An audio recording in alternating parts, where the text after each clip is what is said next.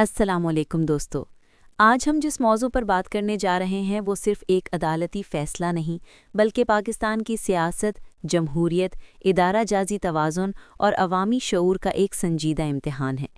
آج کی ویڈیو میں ہم یہ سمجھنے کی کوشش کریں گے کہ عمران خان کے خلاف آنے والا حالیہ فیصلہ محض قانون کا اطلاق ہے یا اس کے پیچھے ایک طویل سیاسی کہانی پوشیدہ ہے۔ ہم یہ بھی دیکھیں گے کہ یہ فیصلہ کن حالات میں آیا، اس کے اثرات فوری سیاست پر کیا ہوں گے، آنے والے وقت میں یہ بیانیہ کس سمت جا سکتا ہے، اور سب سے اہم یہ کہ عام پاکستانی شہری کو اس پورے عمل سے کیا سیکھنا چاہیے۔ اس ویڈیو کے آخر تک ہمارے ساتھ رہیے کیونکہ یہاں بات نعروں یا جذبات کی نہیں بلکہ سنجیدہ تجزیے، تاریخی تناظر اور زمینی حقائق کی ہوگی۔ دوستو، عمران خان پاکستانی سیاست میں ایک غیر معمولی مظہر کے طور پر ابھرے۔ وہ روایتی سیاستدان نہیں تھے بلکہ ایک ایسا چہرہ تھے جس نے سیاست کو عوامی امنگوں، خودداری اور احتساب کے بیانیے سے جوڑا۔ ان کی مقبولیت کی بنیادی وجہ یہی تھی کہ انہوں نے نوجوان نسل کو یہ احساس دلایا کہ سیاست صرف اشرافیہ کا کھیل نہیں بلکہ عام آدمی بھی نظام کو چیلنج کر سکتا ہے۔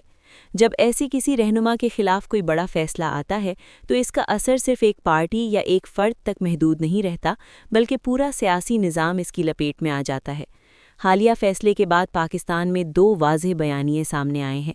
ایک بیانیہ یہ کہتا ہے کہ قانون سب کے لیے برابر ہے اور احتساب کا عمل اپنی جگہ درست ہے، جبکہ دوسرا بیانیہ یہ سوال اٹھاتا ہے کہ کیا احتساب واقعی غیر جانبدار اور یکساں ہے یا پھر مخصوص سیاسی حالات میں مخصوص افراد کو نشانہ بنایا جاتا ہے۔ یہاں اصل تجزیہ یہ بنتا ہے کہ پاکستان کی تاریخ میں عدالتی فیصلے اکثر سیاسی موڑ پر سامنے آئے ہیں۔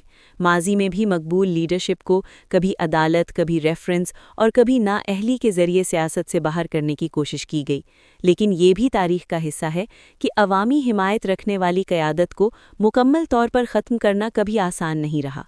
عمران خان کے کیس کو اگر مثبت اور سنجیدہ انداز میں دیکھا جائے تو یہ ریاستی اداروں کے لیے بھی ایک موقع ہے کہ وہ شفافیت، غیر جانبداری اور قانون کی بالادستی پر عوام کا اعتماد بحال کریں۔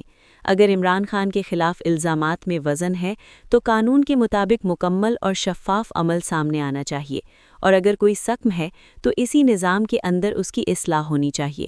سیاست کو کمزور کرنے کے بجائے نظام کو مضبوط کرنا ہی اصل حل ہے۔ اس فیصلے کا سب سے بڑا اثر نوجوانوں پر پڑ رہا ہے، کیونکہ یہ وہ طبقہ ہے جو عمران خان کو ایک امید، ایک تبدیلی اور ایک متبادل کے طور پر دیکھتا رہا ہے۔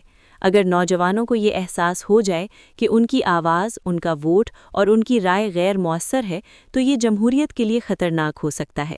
دوسری طرف یہ بھی حقیقت ہے کہ کسی بھی جمہوری معاشرے میں اداروں کا احترام اور قانون کی پاسداری بنیادی اصول ہے۔ اصل توازن اسی جگہ قائم ہوتا ہے جہاں سیاست اور قانون ایک دوسرے کو کمزور کرنے کے بجائے مضبوط کریں۔